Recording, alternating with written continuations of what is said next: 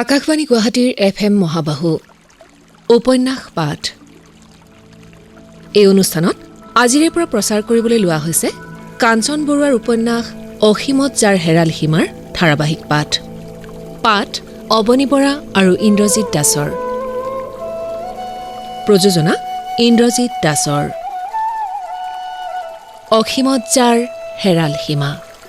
নদীৰ নাম কি দিহিং, সীমাৰ শেষ নাই অসীম, সপোন খেদি ফুৰা সেই চম্পা অসীম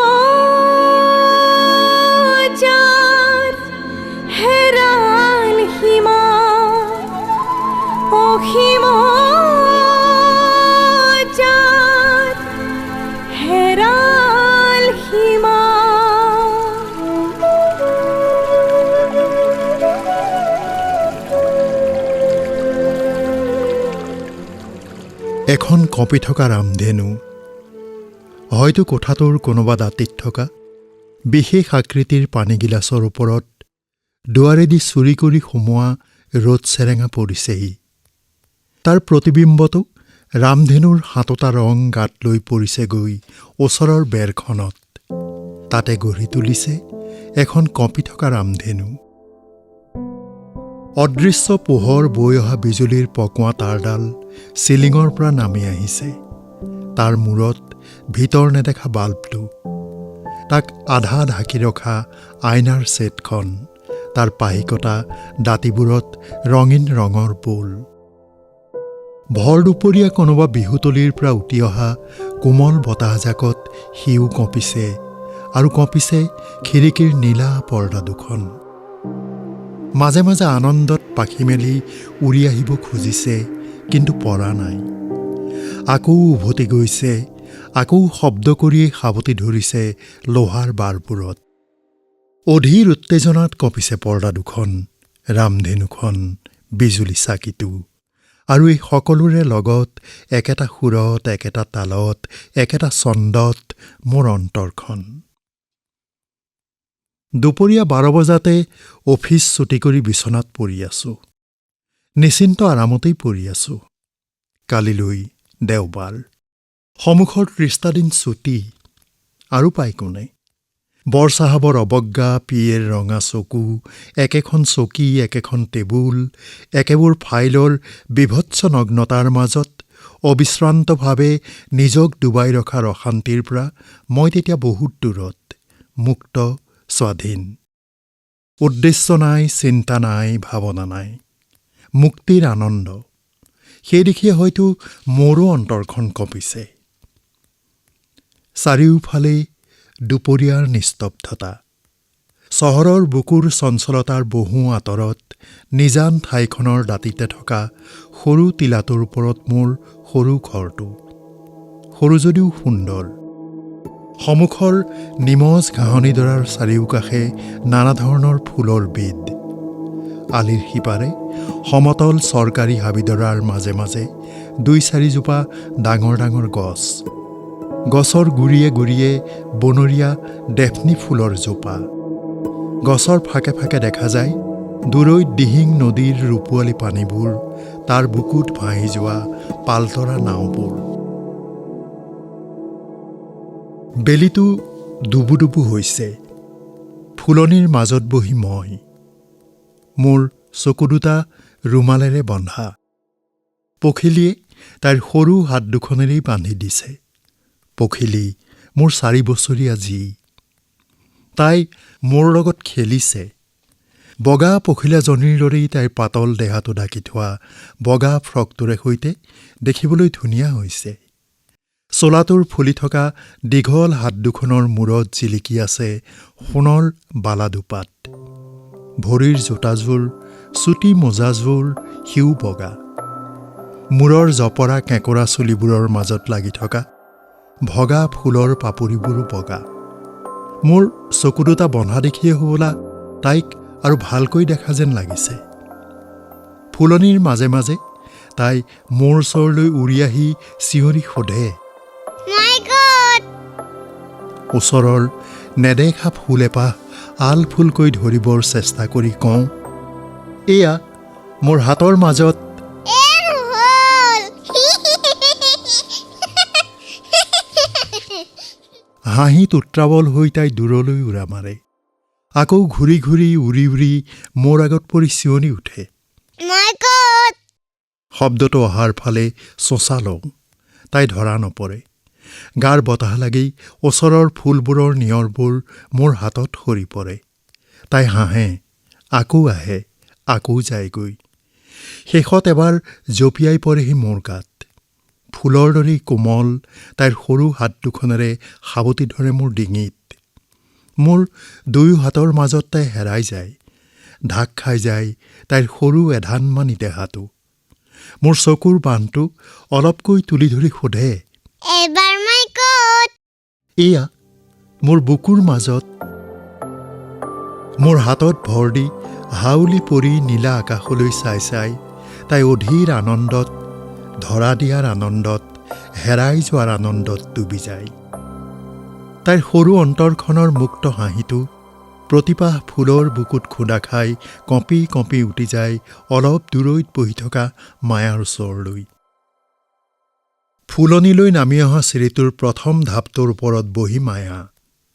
ওচৰৰ টাবৰ বতাহত নাচি থকা ফুলকেইপাহে মায়াৰ আঁচলৰ আগটো পাই যেন ময়ে পখিলিয়ে খেলা খেলটোৱে খেলিছে। অলস ব্যস্ততাত কিবা এটা গুঠি থকা মায়াৰ পিঠিত ভাগি পৰা খোপাটোৰ দুই এডাল চুলিৰ আগ সেই নীলা পৰ্দাকেইখনৰ দৰেই মুক্তি বিচাৰি কঁপি কঁপি উৰিছে। কোচত থকা বগা ঊলৰ লাৰুটো কেতিয়া যে মনে মনে মুক্তি পাই নাচি নাচি চিৰি বগাই নামি আহিছে তাক মায়াই ক'ব নোৱাৰে। মাজে মাজে মূৰ তুলি মায়াই আমি চকুৰ আগত আছোনে নাই চাই লৈ পুনৰ নিশ্চিন্ত হৈ নিজৰ কামত মগ্ন হৈ পৰিছে। মোৰ ওপৰত মায়াৰ আস্থা নাই। পখিলীৰ চঞ্চলতাক বিশ্বাস নকৰে। পখিলীটো শিশু, কিন্তু মোৰ সামৰ্থ্যৰ ওপৰত ভৰসা কৰি মায়াই আমাক চকুৰ আঁৰ হৈ যাবলৈ নিদিয়ে, দিব নোখোজে। খেলাৰ মাজে মাজে পখিলীয়ে মাকক সোঁৱৰাই দিছে যে মোক পাই তাই মাকক একেবাৰে পাহৰা নাই। আমি সেইফালে চালেই প্ৰতিবাৰেই দেখোঁ মায়াই সৰুকৈ হাঁহে, প্ৰতিদিনৰ পুৰণা সুন্দৰ হাঁহিটো। কিন্তু তাৰ মাজৰ মাধুৰ্যখিনি প্ৰতিবাৰেই নতুন হৈ চকুত পৰে। মোৰ ভাল লাগে। এই হাঁহিটোৱেই মোক মনত পেলাই দিয়ে মোৰ পুৰণা দিনবোৰৰ কথা। মায়া তেতিয়া নতুন, মোৰ সম্পূৰ্ণ অচিনাকি। মনত পৰে তাৰো আগৰ বছৰবোৰৰ কথা। আজি ভাবিলে সেয়ে আচৰিত লাগে। স্কুলৰ, বিশ্ববিদ্যালয়ৰ, বিশেষকৈ চাকৰিৰ বছৰবোৰ হোষ্টেলত, মেছত, হোটেলত, 14-15 ঠাইত 34-35 জাত ৰান্ধনীৰ হাতৰ ভাত খাই খাই পাহৰি গৈছিলোঁ ঘৰৰ ভাতৰ সোৱাদটো। কিন্তু তাৰ বাবে অলপো দুখ নাছিল, বিচৰাও নাছিলোঁ নিজৰ এখন ঘৰ। এবাৰ ভবাও নাছিলোঁ জীয়াই থকাৰ উদ্দেশ্য কি, সাৰ্থকতা ক'ত। এৰি দিছিলোঁ জীৱনটোক আগবাঢ়ি যাবলৈ। চিন্তা নাই, ভাৱনা নাই, কোনো বাধ্যবাধকতা নাই। হেলনীয়া ধূলিৰ বাটত এচলু পানী এৰি দিয়াৰ দৰে এৰি দিছিলোঁ নিজক উটি যাবলৈ। যেনি যলৈকে ইচ্ছা যাওক উটি, শেষ হৈ যাওক। মাথো এচলু পানী চাই থাকোঁতেই শুকাই যাব। সেইকণ সময়লৈকে কিয় আকৌ অনাৱশ্যক জঞ্জাল কিছুমান বঢ়াই লওঁ। কিন্তু সি আৰু সম্ভৱ নহ'ল। মাৰ চকুলো, গুৰুজনৰ আদেশ, বন্ধু-বান্ধৱৰ উপদেশ, আগ্ৰহ অভিমানত বিৰক্ত হৈ এদিন ক'বলৈ বাধ্য হ'লোঁ, তহঁতৰ যি ইচ্ছা। বুজিলোঁ নিজস্ব সকলো হেৰুৱালোঁ, সুখ, আনন্দ, স্বাধীনতা। মোৰ মুখৰ পৰা ওলোৱা মাত্ৰ একেষাৰ কথাই সকলো ওলট-পালট কৰি দিলে। আপোন ইচ্ছাত বৈ অহা পানীচলুৰ গতি হঠাৎ ঘূৰি বৈ গ'ল আন নতুন, কোনোদিনে নেদেখা, কোনোদিনে নজনা বাটেৰে। 2 মাহো পাৰ নহ'ল। কাৰ্নিভেলৰ যোৱাত ভাগ্য পৰীক্ষা কৰিবলৈ নেদেখা মোনাটোত চকুমুদি হাত ভৰাই উলিয়াই অনা টিকটটোৰ দৰেই জীৱনৰ জুৱা খেলতো চকু মুদিয়েই তুলি ললোঁ মায়াক। নিজক ধিক্কাৰ দিছিলোঁ। কিয় মাৰ চকুলো দেখি নিজস্ব সকলো স্বাধীনতা বিসৰ্জন দি এটা গলগ্ৰহ চপাই ললোঁ। এতিয়াও মনত পৰে, ঘৰলৈ অনাৰ পাছতো ৪-৫ দিনলৈ মায়াৰ ফালে এবাৰ ঘূৰিও চোৱা নাছিলোঁ। আগ্ৰহ নাছিল, ইচ্ছা নাছিল, ধাৰণাও নাছিল। যাক আনিলোঁ তেওঁ দেখিবলৈ কেনে। আঁতৰি আঁতৰি ফুৰিছিলোঁ। সকলোৰে ওপৰত খং উঠিছিল, বেছিকৈ এই মায়াৰ ওপৰত। কিয় এই ছোৱালীজনীয়ে মোৰ সুখ শান্তিকণ শেষ কৰি দিবলৈ আহিল? দুৰ্ভাৱনাত, দুচিন্তাত সকলো আন্ধাৰ হৈ উঠিছিল। অকলতো সেয়ে নহয়, যিগৰাকীক লৈ এই সকলো চিন্তা ভাৱনাৰ উৎপত্তি, সেইজনাৰ আজিৰ ন-ছোৱালীৰ লাজৰ ঢাকনিৰ তলত লুকাই থোৱা আচল ৰূপটো দুদিন পাছত বা কি মূৰ্তি ধৰি আত্মপ্ৰকাশ কৰে, তাক ভাবি অন্তৰাত্মা কঁপি উঠিছিল। ভয়ত পলাই পলাই ফুৰিছিলোঁ। মনত পৰিছে, ৪ দিনৰ দিনা আবেলি নিজৰ কোঠাত মনে মনে বহি একেবোৰেই ভাবি আছিলোঁ। হঠাৎ অনুভৱ কৰিলোঁ কোঠালৈ কোনোবা এজন লাহে লাহে সোমাই আহিছে। ভৰিৰ খোজৰ ক্ষীণ শব্দটো মোৰ অচিনাকি। বুজিলোঁ কোন সেয়া, কিন্তু ঘূৰি চাবৰ সাহ নহ'ল। কিতাপ এখন মিছাতে মেলি ল'লোঁ। যোৱা ৪ দিনৰ ব্যৱহাৰৰ কথা মনত পৰি এই প্ৰথম অলপ লাজ লাগিল, অলপ বিৰক্তও হ'লোঁ। ভাবিছিলোঁ মোৰ আহ্বান নেপালে মায়া উভতি যাব, কিন্তু নগ'ল। বৰঞ্চ আগবাঢ়ি আহি মোৰ চকীৰ পাছফালে থিয় দিলেহি। আৰু বহি থাকিলেও বেয়া দেখি থিয় দিব লগা হ'ল। কিন্তু কি কৰিম ভবাৰ আগতেই দেখিলোঁ মায়াই হাতৰ সৰু ৰূপৰ বঁটাটো মোৰ টেবুলৰ ওপৰত থ'লে। বোধকৰোঁ তাত মছলা আছে। তৎক্ষণাত ঠিক কৰিব নোৱাৰিলোঁ। প্ৰথমেই মছলা খাম নে ঘূৰি মায়াৰ মুখলৈ চাম। হঠাৎ এবাৰ ড্ৰয়াৰত থকা মোৰ সৰু সংসাৰখনৰ চাবিকোছা চকুত পৰাত হাতত তুলি ল'লোঁ। মায়াৰ মুখলৈ নোচোৱাকৈয়ে তাক আগবঢ়াই দি ইণ্টাৰভিউটো সোনকালে শেষ কৰি দিবলৈ ব্যৱসায়ীৰ সুৰতেই কৈ পেলালোঁ, চোৱা, সংসাৰ সমুদ্ৰত চলাবলৈ লোৱা এই সৰু নাওখনৰ বোঠাপাত গুৰিতেই ধৰে নে আগতেই ধৰে মোৰ একো ধাৰণা নাই। মই নাজানো আৰু জানিবৰ আগ্ৰহো নাই।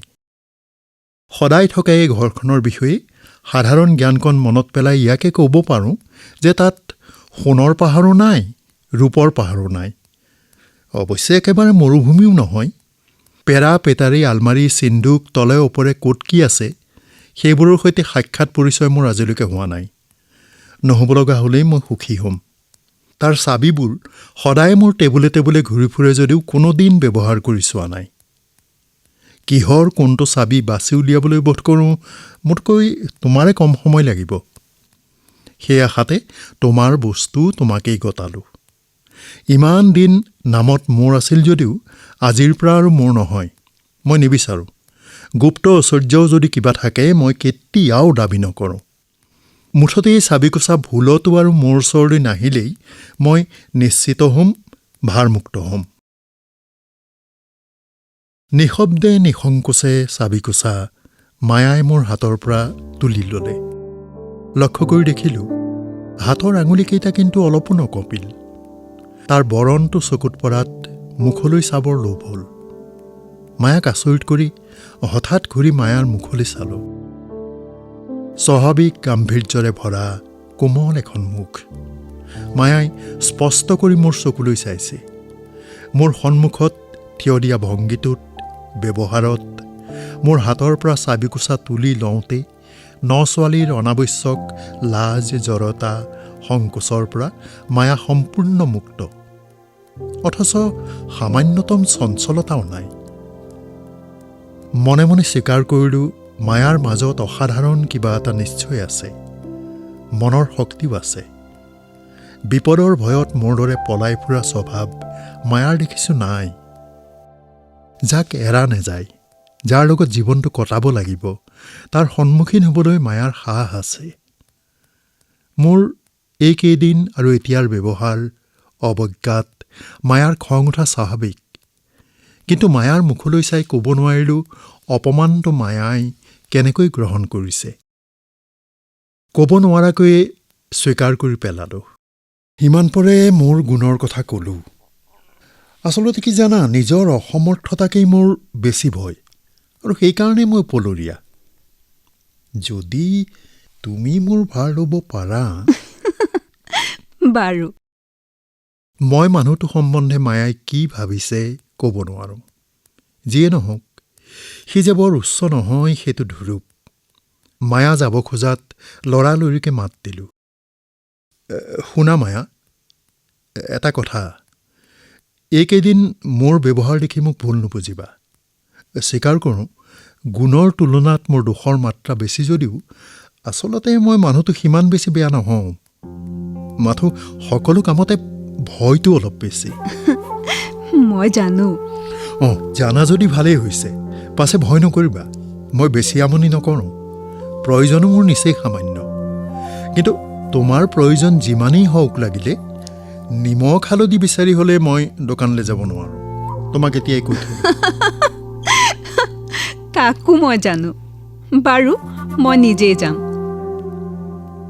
মায়া কোঠাৰ পৰা ওলাই গ'ল। কিছু সময় ঠিক কৰিব নোৱাৰিলোঁ মোৰ কথাত মায়া জব্দ হ'ল নে মায়াই মুখহে জব্দ কৰি গ'লগৈ। এই মায়াৰ সেই সুন্দৰ হাঁহিটোৱেই আনি দিলে মোৰ জীৱনলৈ বিৰাট পৰিৱৰ্তন। সিয়েই মোক আকৌ গঢ়ি তুলিলে নতুন মানুহ কৰি। বছৰৰ পাছত বছৰ পাৰ হৈ গ'ল। কোনো দিনে যি সুখৰ কল্পনা কৰা নাছিলোঁ, তাৰ মাজত মায়াই মোক সেই প্ৰথম দিনাৰে পৰা ডুবাই ৰাখিছে। আজি মায়া নহ'লে মোৰ এক মুহূৰ্তও নচলে। মনত পৰে, মাত্ৰ 4 মাহৰ পাছতে মায়া এমাহৰ কাৰণে ঘৰলৈ গৈছিল। কিন্তু এসপ্তাহ পাৰ হোৱাৰ আগতেই আকৌ ঘূৰি আহিবলৈ বাধ্য হ'ল। তাৰ কাৰণটো যেনিবা নকলোৱেই। উভতি আহি মায়াই মোৰ অৱস্থা দেখি, নিজৰ সংসাৰৰ অৱস্থা দেখি ঠাট্টা কৰি হাঁহিছিল। মনত পৰে, বিয়াৰ পাছত 4 দিন মোলৈ এবাৰো ঘূৰি চোৱা নাছিলা? মনত পৰে, খুব পৰে মায়া। কিন্তু তাৰ প্ৰতিশোধ যে তুমি এনেকৈ ল'বা ভবা নাছিলোঁ। আৰু নোযোৱাতো? মায়া আৰু যোৱা নাই। সন্মুখৰ চেকুন ঘাঁহনিডৰাত পখিলীক বহুৱাই থৈ মায়াৰ ওচৰত বহোঁগৈ। মায়া, তোমাৰ মুখৰ এই হাঁহিটো দেখিলে মোৰ কি ধাৰণা হয় জানা? কি ধাৰণা হয়, তোমাৰ যেন পৃথিৱীত কোনো আক্ষেপ, কোনো অতৃপ্তি নাই। তুমি যেন সকলো ফালৰ পৰাই সকলো ৰকমেই পৰিতৃপ্ত। কিয়? ইয়াত আকৌ সন্দেহ কৰি মূৰ ঘমাবলৈ কিটো আছে? হয়তো একো নাই, ক'ব নোৱাৰোঁ। তথাপি তোমাৰ বান্ধৱীবোৰক দেখিলে মোৰ সঁচাকৈ সন্দেহ হয়, ভয় হয়। সকলোবোৰৰে ঘৰ বাৰী দাস দাসী, ধন ঐশ্বৰ্য তোমাতকৈ কিমান বেছি। কিন্তু তাৰ তুলনাত তুমি ইয়াত কি পাইছা? মই তোমাক কি দিব পাৰিছোঁ? মানুহৰ জীৱনত ধন ঐশ্বৰ্যৰ জানো সকলো? তোমালোকৰ জাতটোৰ ওপৰত সেই বুলিয়েতো মোৰ ধাৰণা আছিল। আমাৰ জাতটোক তেন্তে তুমি অলপো চিনা নাই, আৰু মোকো চিনা নাই।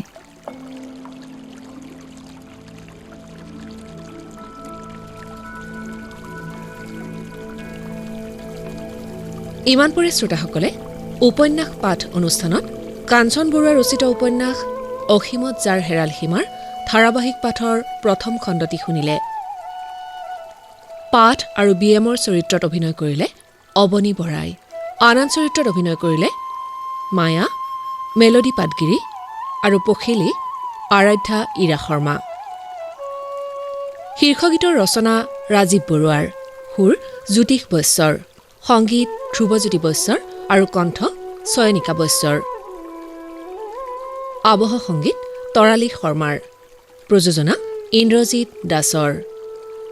অসীমত যাৰ হেৰাল সীমা উপন্যাসখনিৰ ধাৰাবাহিক পাঠৰ পৰৱৰ্তী খণ্ড প্ৰচাৰ কৰা হ'ব অহা সপ্তাহৰ এই একেটা বাৰৰ এই একে সময়তে। নদীৰ নাম কি দিহিং, সীমাৰ শেষ নাই অসীম, সপোন খেদি ফুৰা সেই চম্পা অসীম যাৰ হেৰাল সীমা অসীম